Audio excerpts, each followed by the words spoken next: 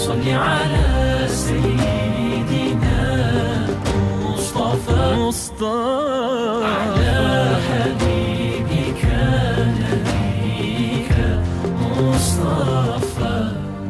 Showed me right from wrong, told me to be strong. Борбор Азиядағы сайттар уюмунун түзүүчүсү Сайыт Умар Олмасханов Баткен жергесине барды. Андагы Самаркандык айылында пайгамбарыбыз Мухаммед саллаллаху алейхи вассаламдын Кыргызстанда жашаган урпактарынын жолугушуусу болду. Иш-чара ошол жерде жашаган сайиттердин бири Ибрахим Ахматовдордун үйүндө өттү.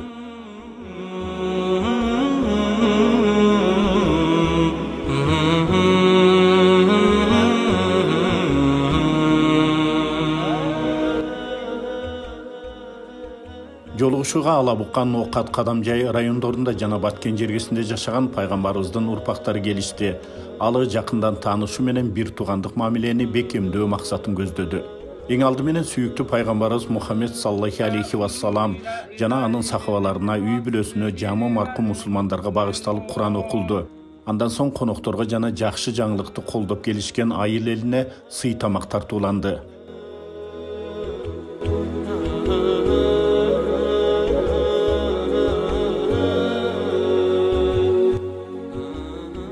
Белгилей кетсек, Мухаммед саллаллаху алейхи вассалам пайгамбарыбыздын кызы Фатиманын Хасан жана Хусейн деген уулдарынан таркагандар пайгамбарыбыздын урпактары болуп саналышат. Сайиттер пайгамбар алейхиссалату вассаламдын урпактары болуп эсептелет. Пайгамбар алейхиссалату вассаламдан Фатима энебизден Фатима деген кызыдан тараган. Бұл Hazreti Ali разиаллаху анхунун жары болгон. Ошондон эки уул болгон Имам Хасан, Имам Хусейн, Асан Үсөн деген. Ошол Хусейнден тарагандарды сайиттар деп атайбыз. Пайгамбарыбыздан тарагандар башка мусулмандарда эле исламды жайылтуу максатында дүйнө жүзүнө таркап кетишкен. Тарыхый китептерде жана санжыраларда алардын айрымдарынын Борбордогу Азия чөлкөмүнө келип жайгашып отурукташып калышкандыктары туурасында кенен маалыматтар бар. Эл ичинде бул кадыр барктуу инсандарды сейиттер, кожолор, максымдар деп атап келишкен. Динге каршы катуу саясат жүргөн Совет бийлиги орногон жылдары динчил, билимдүү, эл ичинде мартабалуу бул адамдар биринчилерден болуп куугунтукка алынып, өлтүрүлүп, сүргүнгө айдалып, көптөгөн кысымдарга дуушар болушкан. Алардын пайгамбарыбыздын урпагы экендигин далилдеген кылымдан кылымга өткөн санжыралары өрттөлүп жок кылынган. Мына ошондой кысым күчөгөн оор мезгилде сайиттер өз алдынча улут болуп калыптан албай, ар түрдүү улуттардын ичинде калып кетишкен. Ошондуктан алар кыргыздардын, өзбектердин, казактардын, тажиктердин, уйгурлардын жана түркмөндөрдүн арасында да бар. Сайиттердин бул дүйнөдө жашап өнүгүп көп болуп, сан жагынан да көп болуп кеткен. Анткени буга пайгамбар алейхиссалату вассаламдын ишарат кылган сөзү бар. Менин урпагым бакка салыштырган. Bir түп бактан bir канча бутак болот. Ошол сыяктуу менин урпагымдан да ошондой. Анткени себеп пайгамбар алейхиссалату вассаламдан бир эле киши калды. Фатима энебиз. Азыркы учурда сайиттер ата-бабаларынын тарыхын изилдешип, санжыраларын тактап, аны улантуу аракеттерин көрүп башташты. Мына ушундай максат менен Борбор Азиядагы сайиттер уюмуна Ибрахим Ахматовдордун да үй бүлөсү кайрылган. Мына ошондо пайгамбарыбыздын үй бүлө мүчөлөрүнүн жолугушуусун алар жашаган Самаркандык айылында өткөрүү сунушу айтылып, ал колдоо тапкан. Жолугушууда Баткен жергесиндеги сайиттердин тарыхын жаш кезинен иликтеп, алардын санжырасын түзүп, китеп кылып жазып чыккан Кыргыз Республикасынын Жазуучулар союзунун мүчөсү, тарых иликтөөчү Кыламидин Абдрахманов сөз сүйлөдү. Биринчи жолу шулардын санжырасыны түзгөнүмдө 8-класста окуган экенмин. 8-класста. Азыр ойлосам 59 жыл толуптур, 60-жылга кетип атыптыр. Шул иш менен алектенип келатканымда. Сайиттер деген кимдер? Bular bizdin bardığımız salavat aytıp yürüyen suyuktü Peygamberimiz Muhammed Aleyhisselam'ın tike urpağı. Buna oşağından beri usul dergeceyinde tanıp koysan 300-400 ata ötükettir. Buna usullarda hazır sancırasını takta ata olur. Hazır kiminizler hazır yok degende 10 tatağınızı aytып berelesizler. Gördüңүздөр kандай tatağlı nerse. Emin şoň üçin mana şu biz İslam'dı kaçan kabul aldık edi. İslamga çeyin biz kim ele emne dindi karman жүрдük ele.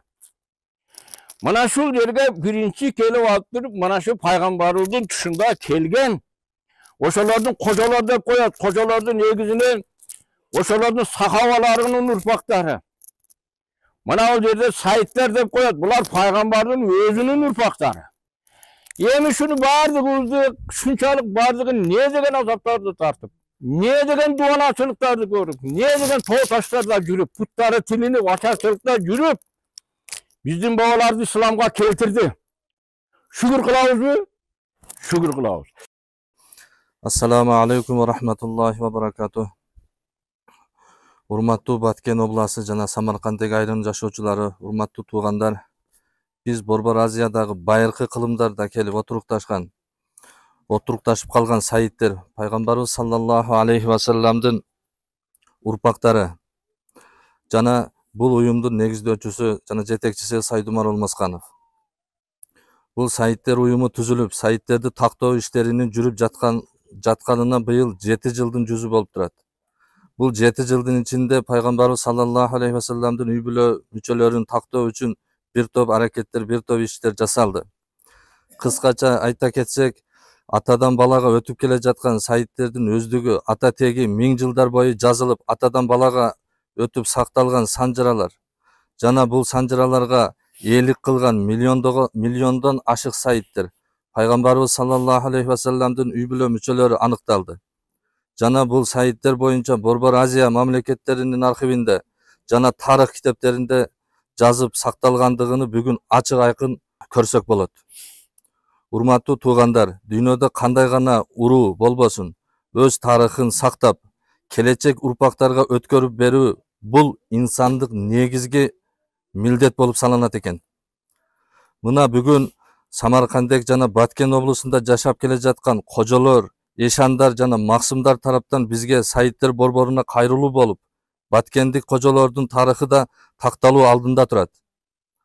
Иншалла жакын күндөрдө такталып, күбөлүктөрүн өз колдоруна алышат деген ишенимдемин. Иш-чарада Борбор Азиядагы Саидтер уюмунун негиздөөчүсү Саид Умар Алмасканов Баткен Саидтеринин тарыхын иликтөө менен чоң салым кошкон Ламидин Абдырахмановго Саидтер уюмунун төш белгисин такты. Аны менен катар санжыралары такталган айрым Саидтерге атайын күбөлүктөр тапшырылды. Аш-Шариф Саид Али бин Пашахан Тора бин Хаджи Тора Махтумы Аъзам Хожа Ал-Хусайни Аш-Шариф.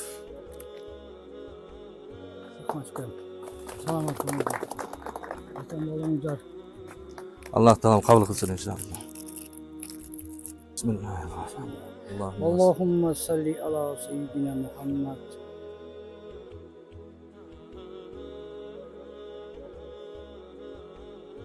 Assalamu alaikum rahmetullahi ve barakatuh. Allah'a çeksiz maktulur bozun, Peygamberimizga Allah'ın salavatı salamı bozun. Biz tabi biz alıstan geldik, sizlerden urpaklar şu yerden tağılıp, canı toğandar çıkanında biz de kursant bolup, şunca yerden 700 kilometreden uzak, 14 saatte jetip geldik şerge. Suadı kutuktap, birge kuan için teң bölüştürgeni geliştik. Bunda günge jetiş bizim öte kıyım oldu bizge. Kıyım oldu. Buna rahmat. Bizden başımız Said Umar şunu uyuşturup biz көп hareket kıldık. Bu yolun kanday kılıp kılabız, kayakka aparabız. Biz de özümüzde turgan biliyoruz, bir o kanday kılıp jarka çıgat. Şunu jarka çıkarıştı bunu Said Umar'ın hareketi çok yardım verdi bizge. Şunun yardımı menen şunu nimege jetti. Allah razı oldum şu Said Umar'a. Rahmat. Sizlerin atınarda bana bizden tuğan ekemiz Cenab-ı Doktor Abdürazak aytmakçı emek vatçılar buluyor eken bizge. Ali Riza'dan tarqaganda bular eken biz Tağuşu'dan. Ondan keyinki biz Ahmet Yasavi'den tarqaganmiz. Odan keyinki Şayx Zun'un en akır kızı biz şu urpaklar biz buluyor. Şayx Zun'un da 12. avlat.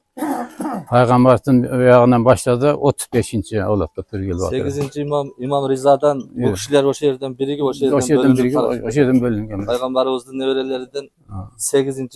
İmam Ali Riza'dan o şehirden biri kişi bu kişiler. Yakın tuğanlar ötüken. Bir linyaga, bir kanalga düşecek inşallah. Yani bir ötmenen karım katnaştı üspesten.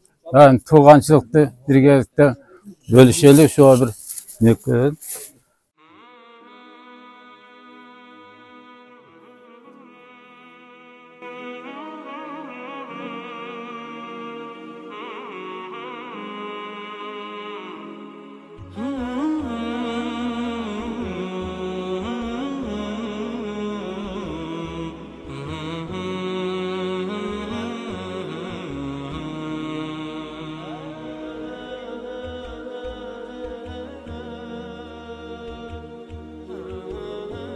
Murunku babalarımızдағы ұстаздарымыз айтып келген, шындығында bir mezgilde dengizin arт жағынан бізге din тарқатып келген деген имамшылар болып жүргенбіз.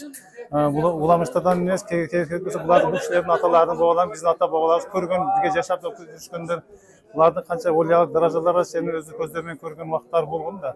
Солардың васиятынан әлбетте біз де бұл кісілерге дайым құрматтап сыйлап жүреміз. Әлбетте бұлармен сыйлықтанамыз. Алла разы olsun şu kişinin tarixini izlediğinlerге, şularмен келіп ана елге жария қылғандарға, шынығы пайғамбардың ұрпағы бізбен жашайды екеніне біз сүйініп қалдық, алхамдулилля.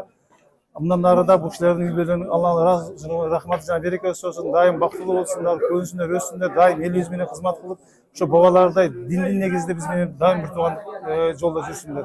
68'den şu benim ata babamlarla birge yaşap gelen kişilerde Maksım da biz silahı biliyoruz. Şu Maksımlardan yani şu neme baktığını olsunlar bırak hiç bu kişilerde cemaate demesi yok.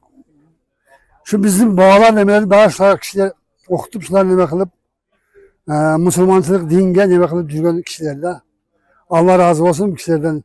Yani şu tuğan ruhlarıyla tavışıp жақсы болып келсін. Samarkandek ayılında Saidler topluluğu buna bir yerde toy kılışı bir yerde üstörün toy kılıp istediler. Alabuka'dan çakırdı. 14 saat aşı oyun yol жүрüp şu yerге tuğandarız kögönü kirdik. Şulardan kuvan için koşulup bölüşeldip geldik.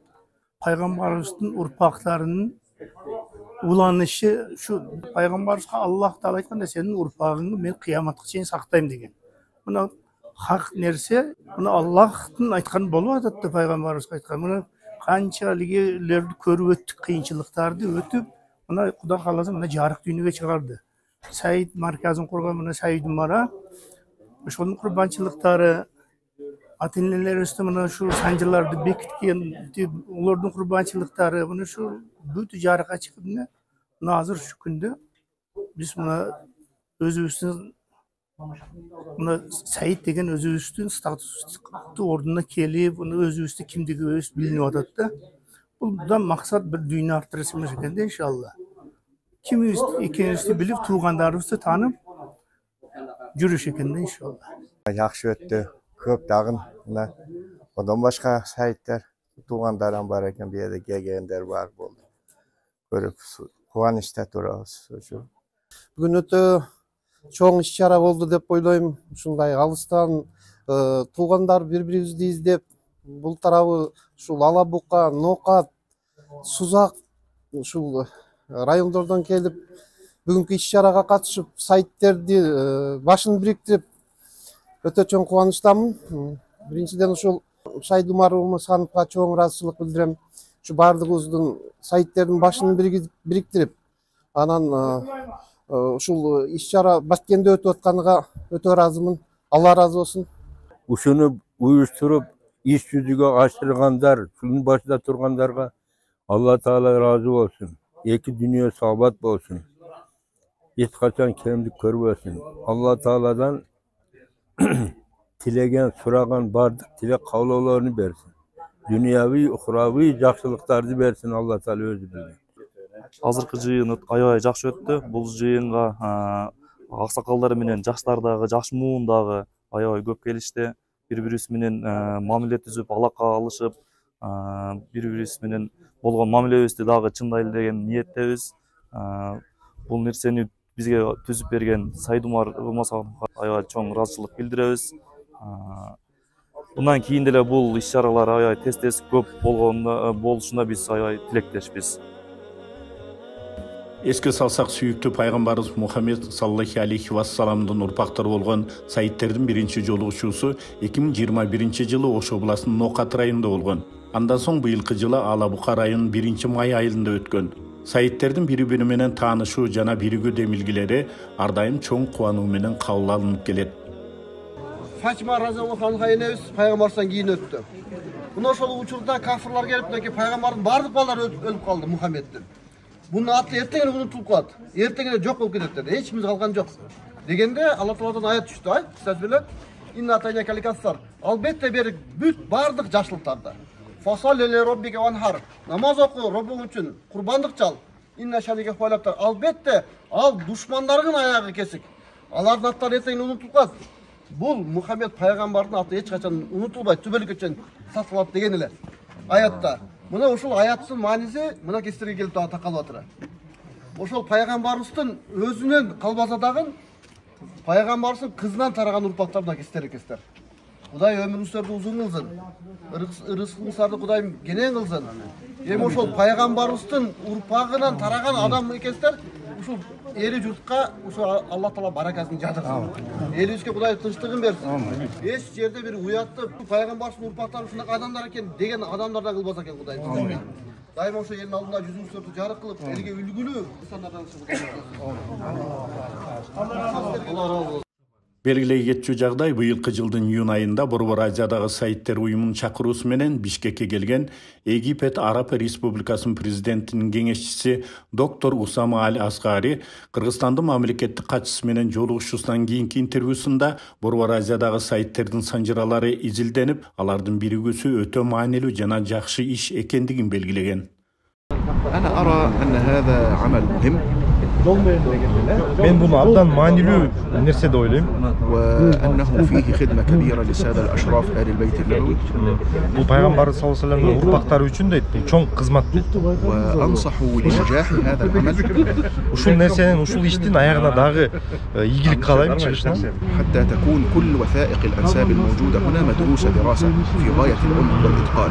Uşul Borborduk Aziya өлkөлөрүндө, анын ичинде Кыргызстанда дагы ушул жанагы санжыраlardын тарыхый жактан далилденип, изилдениши бул аябай чоң нерсе болот дейт. وأتمنى التوفيق للمركز الكريم. Ушул Борборго мен ийгилик каалайт келечекте.